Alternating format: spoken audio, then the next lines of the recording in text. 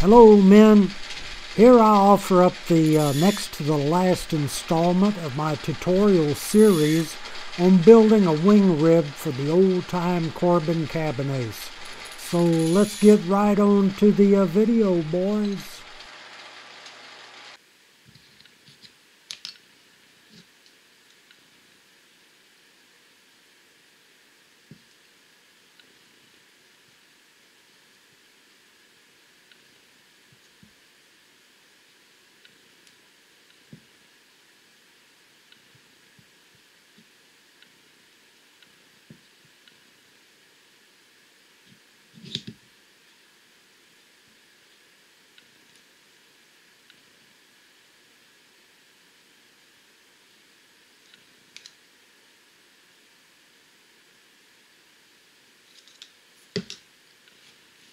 Boy, that is some gooey, sticky stuff. And you cannot avoid getting it on your fingers.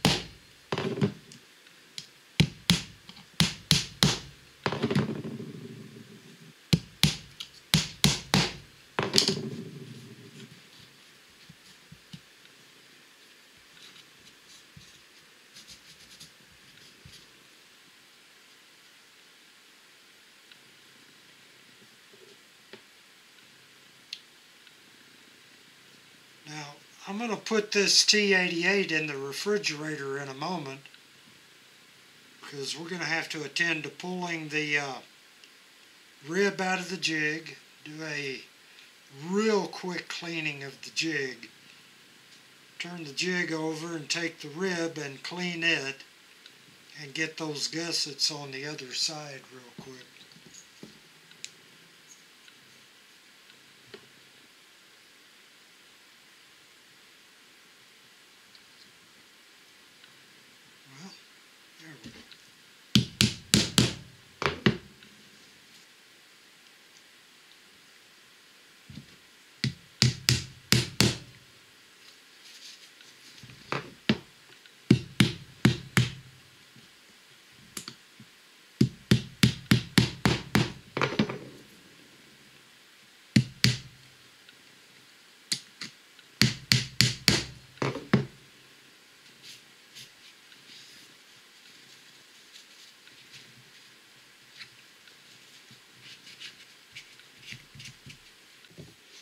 Now the reason why we put the T88, the mixed up glue, in the refrigerator is to try to retard it from setting up too quickly.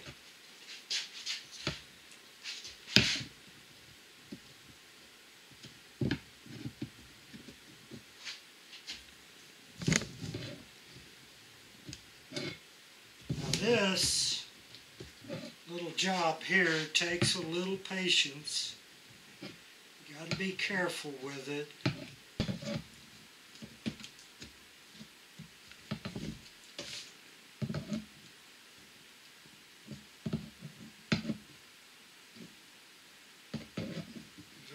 gentle, that's the trick.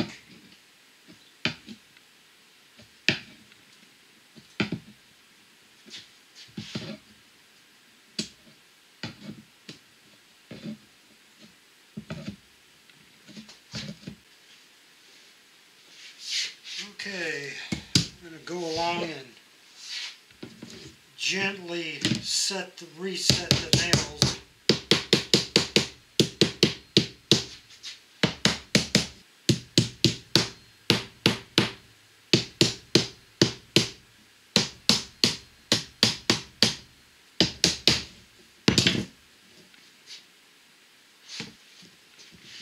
Okay, the first one out of the jig. Now we're going to go along and do a real quick cleaning on that, a real quick cleaning on the top of the jig. After we get all of the gussets on, then we will go back and really give the jig and the rib a thorough cleaning. I want to get all of that excess glue off.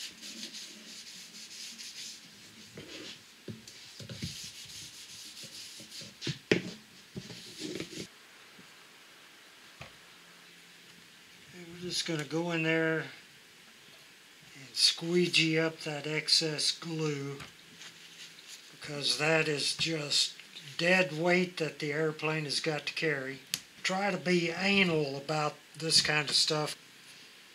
You know, grams add up to ounces, and ounces have a funny way of adding up to pounds. I mean, that extra ounce or whatever could be enough to make a real difference there.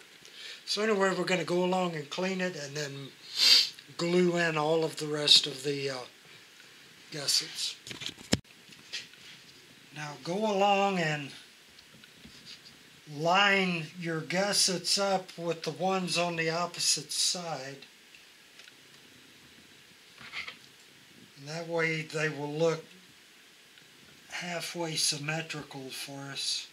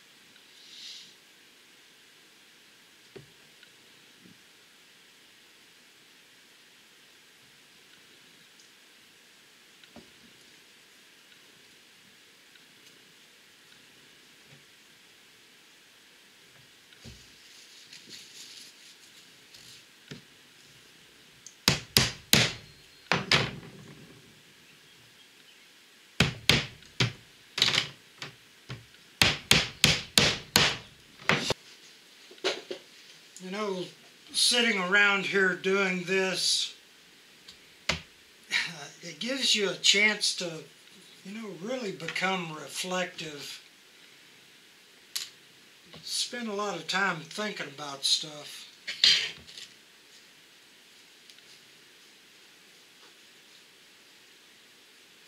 I had a cat one time.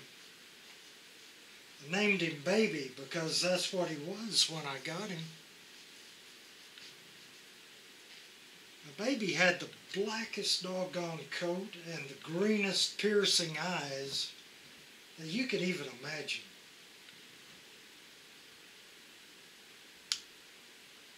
My mom gave him to me. She found him in a barn. He was the runt of the litter. I think his mother, kind of stopped taking care of him. Mom thought that Baby Cat would be perfect for me.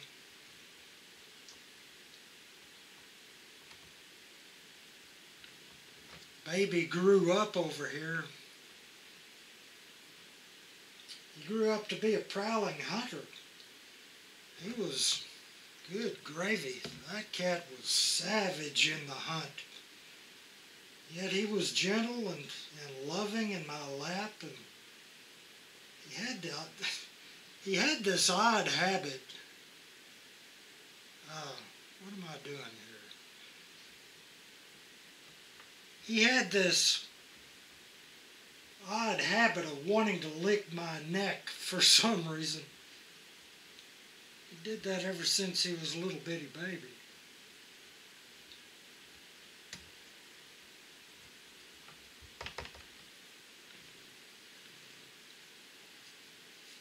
He was probably trying to get salt that was probably lacking in his diet. I don't know, at least that's what I thought. Boy, I'll never forget that that 40 grit tongue of his sandpapering my neck just below my old swaller knot. And when he was doing that, I remember thinking, at the time I was thinking,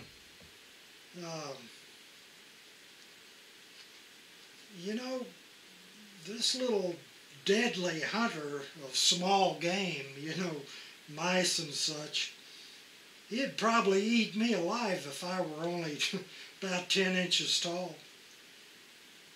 Either that or he really digs me, one of the two. I lost Baby about a year ago.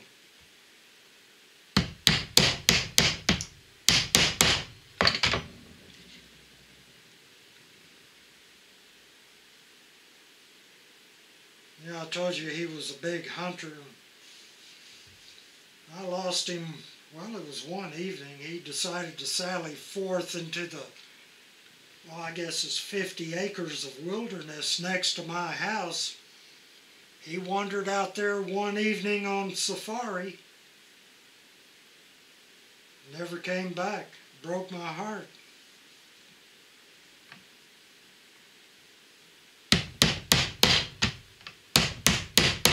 Poor old Baby. He never fathered children. Not of his own, Because, I had him denutted when he was pretty little.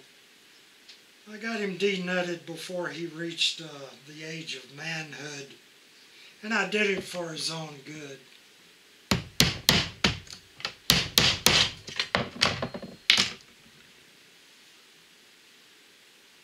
If he ever had a relationship with a lady cat, well, all he could do was shoot blanks.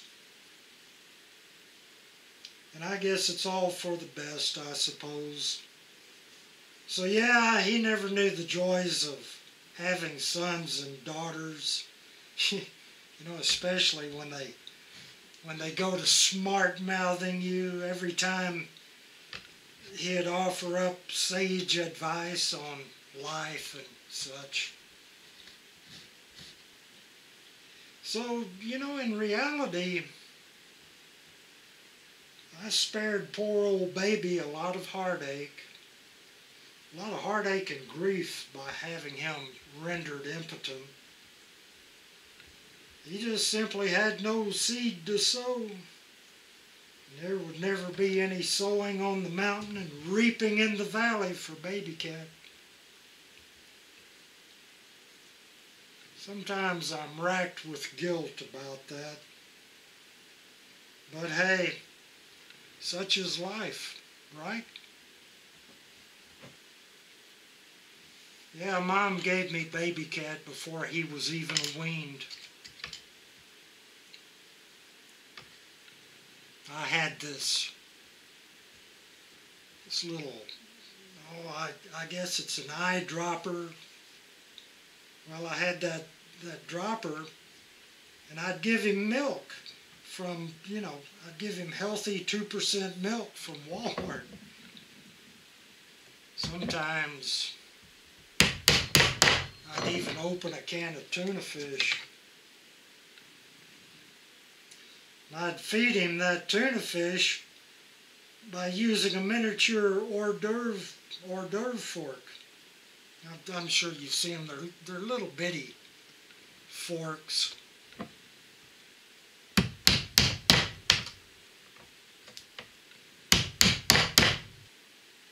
He had a ravenous appetite when he was little.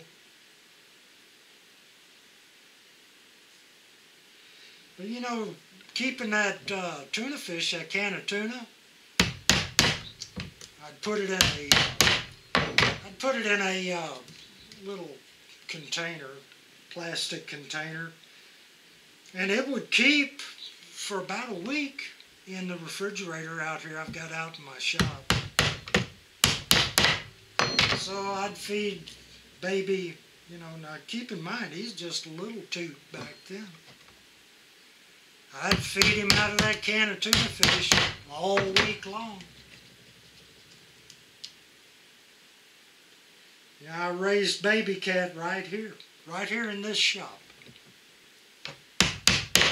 Yep, raised him from infancy into his, I don't know, I guess you'd call it his terrible twos, as measured in cat years.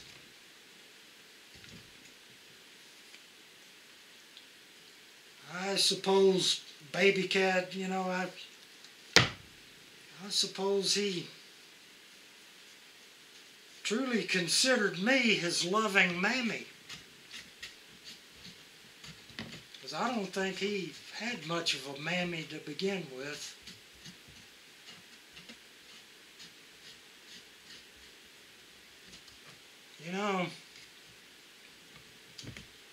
I came to be pretty certain that baby cat considered himself superior to your everyday tomcat or tabby cat. He figured he was part cat and part human. His quirky nature demanded that, that people recognize his humanness and treat him with all due respect. I remember the last year of baby's life. I could often find him here in the shop. He'd be lounging in his cat box,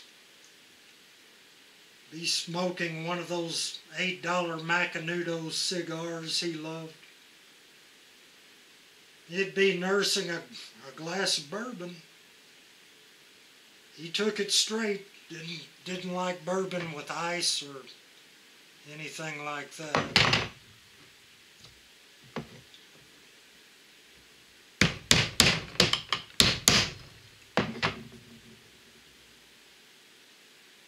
I'd come in and he'd have the radio going. Be listening to either Rush Limbaugh or Mark Levin.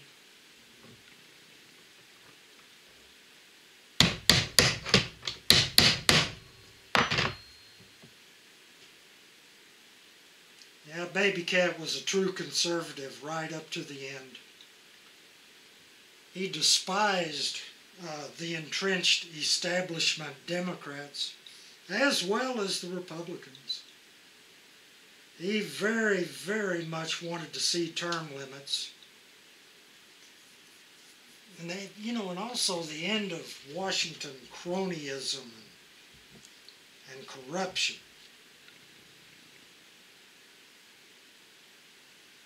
He used to tell me that Hillary should be hanged for high crimes and misdemeanors. And I tell you, at the mention of Harry Reid's name, old baby, he would just spit on the ground in disgust. Need some more nails over here.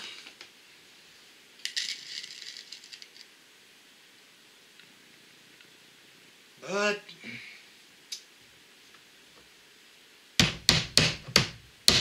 baby cat has crossed over Jordan. And me, well, here I sit with memories.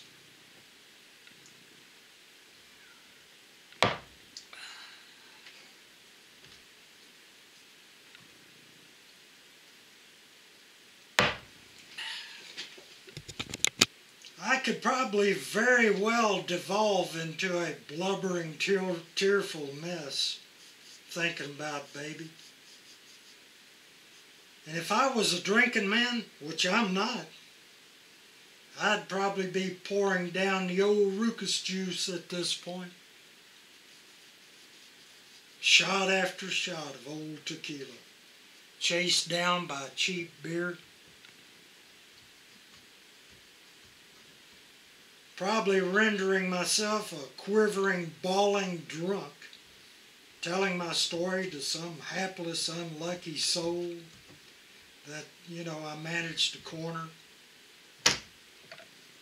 But that's if I was a drinking man. And I'm not.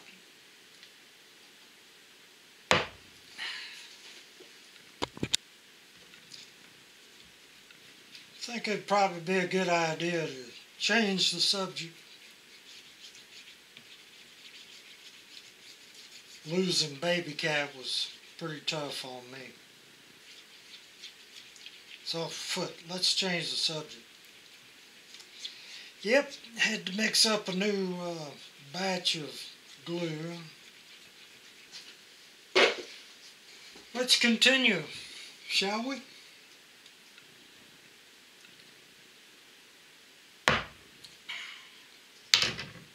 Hominy. Have mercy.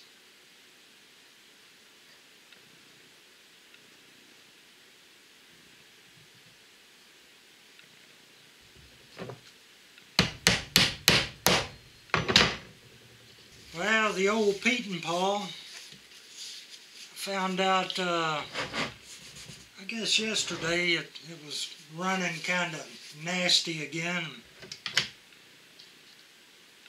Discovered the old Eisman magnetos were bad.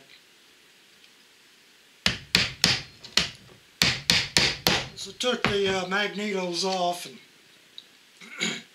I have to deliver them over to Lancaster Airport. There's a shop over there where a fellow can test the magnetos and tell us what's wrong with them. I haven't even gotten to fly the Pete and Paul yet. Jim's been trying to get me to, but just haven't been able to. As soon as we get the mags fixed, I suppose I'll go fly it.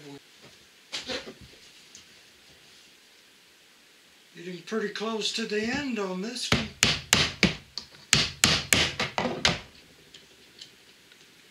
Now, once you get going, you will establish a rhythm, and each individual rib actually will go pretty fast. You'll be able to Oh, probably knock one out. I mean, just the gluing on of the gussets and letting it dry overnight. Oh, probably hour and a half, 2 hours. But when it dries, when the glue is cured, then we're gonna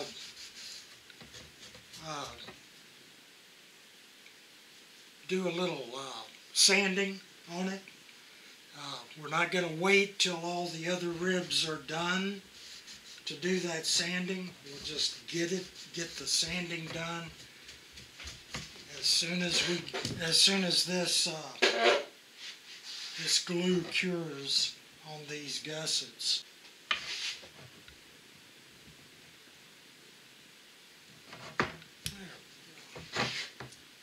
Okay, we're just going to clean it up and then clean the jig.